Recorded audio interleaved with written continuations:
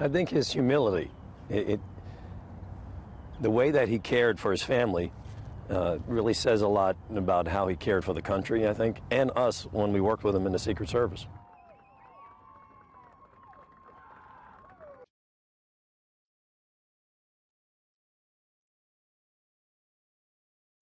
Just what you see in person. You know, so many stories. Most people don't realize, Jack, that during the holidays, well, Thanksgiving, Christmas, Easter, while he was in the White House and while they were out of the White House, they never left the residence. They would stay there on the holiday day. And the reason why was because they didn't want us, the Secret Service, and other people to have to travel and go away from our families. And so, you know, that tells you a lot about, you know, who they are, just that mere fact on that. But we travel afterwards, but not during those days. Sure, at least for us to be able to go home when we finished our shift, our work, to at least be with our families. And that's how him and Mrs. Bush, you know, lived. But there's so many stories. 20-odd years ago, him and I walking at the library, the George Bush Library, had just opened. And if you go to the library, there's a big pond behind it. And behind that pond, there's a pathway. And it leads just through beautiful woods into what is now the burial grounds where Mrs. Bush, their daughter Robin, is, and now the president will be laid to rest. And back then, they were just building it, putting this wrought iron gate around.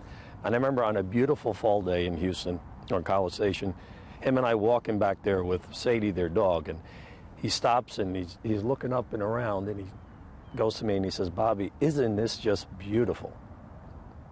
And I was young, and I'm thinking to myself, it's not that beautiful. It's you know, you're going to be buried here. And I instinctively just turned around and said, "Mr. President, not on my watch. You have a long time left with us." And he started laughing, but you know, we just took that in. And now, 20-odd years later, I understand what he meant. He's coming to the face, I think, of his mortality, and that he was okay with it. You know, he lived a great life. You know, a war hero that never talked about it. Would tear up. The fact is, if somebody brought it up, not because of him, I think because of the guys that were left behind, his crew that passed away when he was shot down, and he didn't even know about it. The only thing he ever told me was that he realized if they would have been picked up by the Japanese, he was surely to be killed, and most likely, you know, the Japanese general that was on that island was noted for eating the livers of captured soldiers. So that was all going through his mind. But he was more for the men that he lost than anything else. Can be seen, but at what cannot be seen.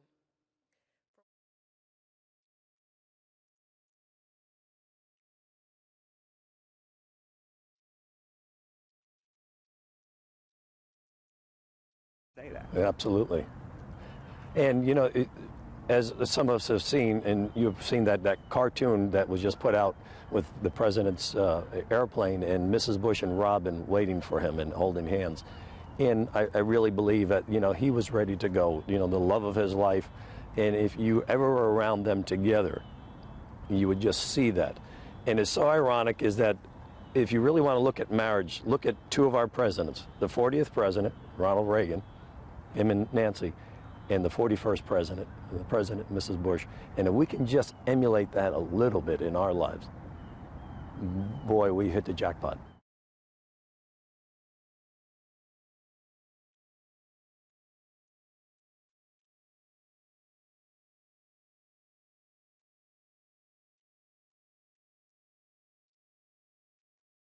Yeah, there's so many of them. I mean, he used to love to tell jokes, like Reagan, but sometimes President Bush, his jokes are funny, and sometimes they were not too funny. And he knew that, so he'd laugh at himself, and we'd sit there laughing at, you know, these jokes that could be terrible. But I remember one Christmas Eve, I had just finished, I was working an afternoon, which is an evening shift, and I'm getting ready to go home. And Mrs. Bush calls, and she says, "Bobby, come into the kitchen."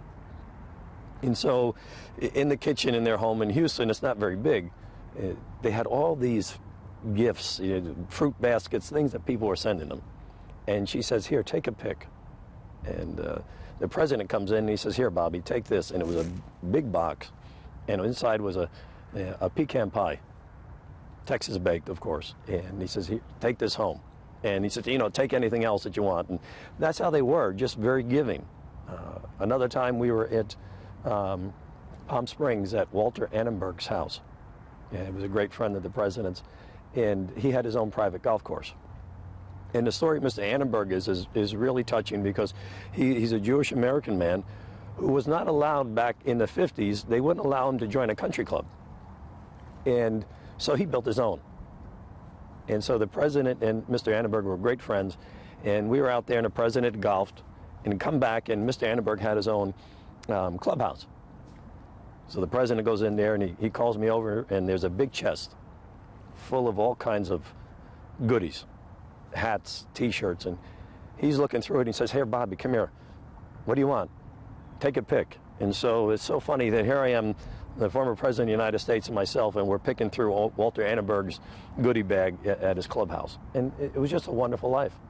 When we were talking before, you told me about your last day when you worked with the former president. Yeah. Tell me about it. It was a springtime, and on our last day, we usually have an appointment to go in and see the president. We spend about an hour together, and we get our official pictures taken. And so we did that. It was early in the morning, and we sat and just chatted for a while, talked mostly about fishing and family. He loved to talk about fishing, and I was a water person, so I was one of the water rescue guys with the president. And as I'm leaving, I'll never forget, the president is sitting behind his desk. And I got up, and he got up, and I said, "Mr. President, I'm sorry that I'm not going to be able to be there with you if and when your son becomes president." And he looks at me, and tears started coming out of his eyes. He was just that type of man.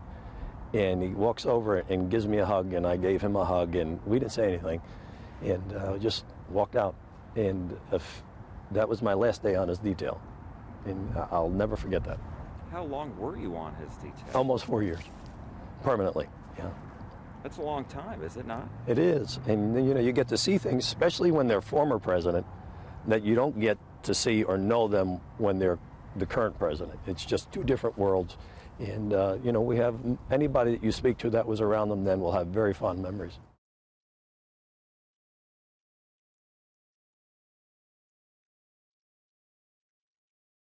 He was like Roosevelt, walk tall and carry a big stick, but with humility, and a patriot. He really, truly believed, coming from Reagan with the shining city on a hill, so did he. And the thing is that he fought for that hill, and he made us feel safe in so many different ways. And I think when he goes to be laid to rest now, part of the humility of this country will be with him. And I hope that we continue to honor these men, no matter who you voted for, whatever your party affiliation is, because it's the hardest job in the world. And from our current president to all the former presidents, what they do is unlike anybody else. And we should give them respect and dignity and honor just for that role itself.